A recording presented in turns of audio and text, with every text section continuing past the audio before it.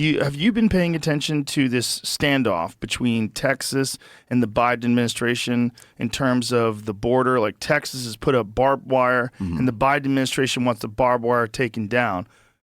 I'll be honest and tell you I haven't been following it super close, which is odd because I'm Texas born and raised. And the weird thing is living in Dallas, you're almost still kind of disconnected from what's going on at the border a little bit because you're so far north. Right. But even in Houston, because I'm in Houston a lot too, it's not something that you're confronted with daily. But anybody from Texas usually at some point in time, What was that? Checking a video.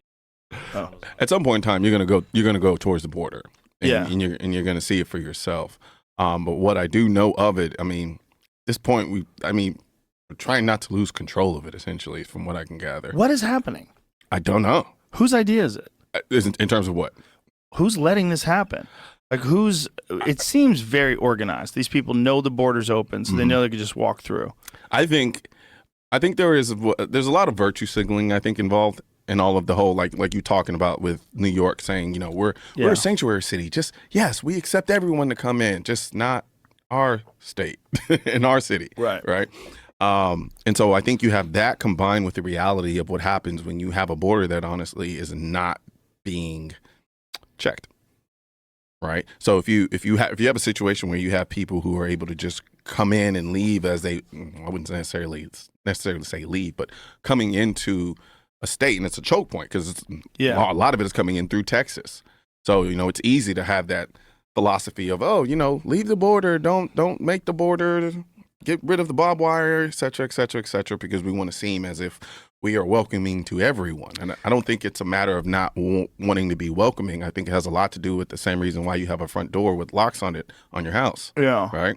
At least have a checkpoint to say, okay, well, if you want to come in, I need to know who I'm dealing with. Well, did you see they had this one guy that was on video that he said, "You will see who I am soon," and then they found out he's on like some terrorist watch list or something like that. Yeah. Terrific. But that doesn't surprise me, though. Well, it doesn't surprise me either, but it seems too convenient that it's happening with the numbers that it's happening at. It seems organized. And I would like to know, like, how is it getting to those people? Is anyone supplying them with resources? Is anyone telling them how to do it? Is this organized? I think it is. Do I have any proof or data to back it up? No, it's a hunch. Yeah. Just because it just doesn't really make sense. I don't think anybody who's honestly being honest with themselves, you're not going to be someone who says, you know what, I just want an open border where any and everyone can come in at will without anybody checking who's actually coming into the country. No, it's insane. It makes no sense. It's insane. It's not the case if you fly in, which is nuts. So if you're coming from some country and if you want to emigrate to the United States, it's hard. Yeah. Like you have to prove that you have some sort of exceptional skill. Yep. There's some reason for you to be here. You get a work visa. You have to apply for citizenship. I mean, let's just keep it real. Like there are a lot of people who just don't like this country. Yeah. And they would love to get into the country and cause damage to the country any way they can. Yes. So I think for anyone to say that they are for open borders. At least there's got to be a percentage of the people that are coming across that we don't want here. There has to be. I mean, that's just reality. Just reality. Yeah. Yeah. I mean, as much as you want to be a kind person, look, I am the grandchild of immigrants. None of my family came from America. They all came from Italy and Ireland. They all came over here. My parents are immigrants. Yeah. So it's like we're not anti-immigration, but it just seems like, God damn, you got to make sure you're not letting terrorists in. It seems so simple. Yeah. But like I said, I think a lot of it has to do. I think there's some grandstanding and there's some virtue signaling going on as well.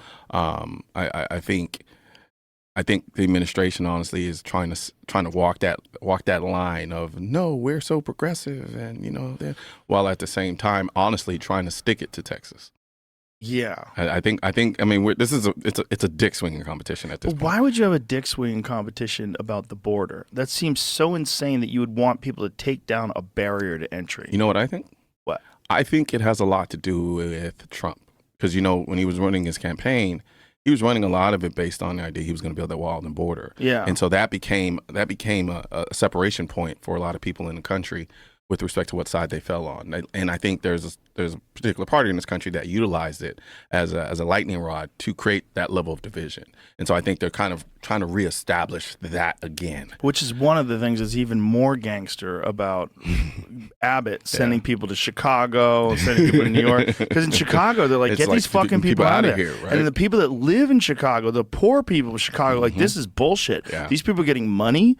They're getting all this help. They're getting food. They're getting all this stuff that we don't have. Well, but yeah, people literally in the place who live there their whole lives. Yeah. And then all of a sudden these people sneak in and Yeah. they're getting this special treatment. I think there's also a level of trying to pass the buck a little bit, or kind of a mass distraction, because when you look at these major cities and you see the conditions that a lot of these people are living in our own country, right? You start to ask yourself, okay, well, why are these conditions? Why do they exist, right? And they're a very particularized area in very particular places within this country. So it begs the question. It's like, why can't we fix this issue? Right. Right. Like they're talking about how we want to help these people. They want to come into the country because they're running away from a shitty life and in terrible environments. I mean, you mean the ones that are synonymous, the ones that we actually have in the country as well, but yet we haven't been able to address that issue. Exactly. Right. Exactly. But I think it's a way to kind of push that to the side and sweep it under the rug and say, no, it's a sexier problem to have when we're trying to deal with people coming from other countries. Right. And we want to help them because we're so noble and so brave. But I'm like, you haven't even taken care of what's going on in your own home. And part of the reason why the place they are at sucks, Yeah. well, the reason why they come over here is because of what we're doing to those countries. Then there's that. Yeah, there's part of that too. I mean, it's part of like when we shipped all those fucking jobs overseas and these people are making pennies on the dollar to make goods that we can buy here slightly cheaper. Yeah. I mean, we've destroyed unions and destroyed American manufacturing. And you know, I'm not going to go so far as to say a little bit of that is our fault as well as consumers, because when you do try to make stuff in America, right? Yeah. They're going to be more expensive. Yeah. You know what I mean? And a lot of people aren't willing to pay that price hike in order to have stuff produced in America. So companies become incentivized to then go and have these things created elsewhere, because I've seen companies where they struggle because they're trying to make everything in America, Right. but that comes with a price that a lot of people aren't willing to pay. Right. And so I wonder how much, it's kind of like with climate change. It's like how much of that is affecting a lot of the manufacturing and so forth going overseas. Some of it is, but there's enough people that want to buy American-made products from people that get paid a fair wage that if you advertise that and make that a part. A lot of people say they do. Well, a lot of people do. Look at Origin. Yeah. Origin can't keep clothes on the shelves. Everything's Fair flying enough. off their boots, their clothes, their hunting gear. They can barely keep them in stock. Everybody wants it.